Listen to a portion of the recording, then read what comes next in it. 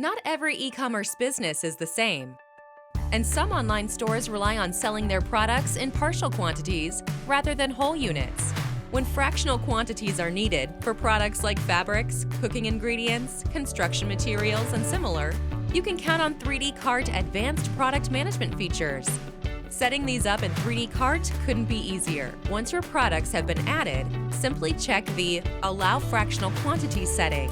Set up products that allow open fractional quantities, where the customer can enter any amount they like, or limited fractional quantities by specifying a minimum quantity restricted to only allow multiples, so the customer can enter an amount, but the store will automatically round it up to the next fraction. And even preset fractional quantities, where the customer can only select specific quantities from a drop-down menu.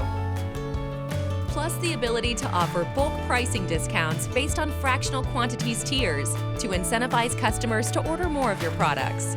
With 3D Cart's fractional quantities, you can prevent product waste, reduce extra expenses, and increase customer satisfaction. Try it free for 15 days.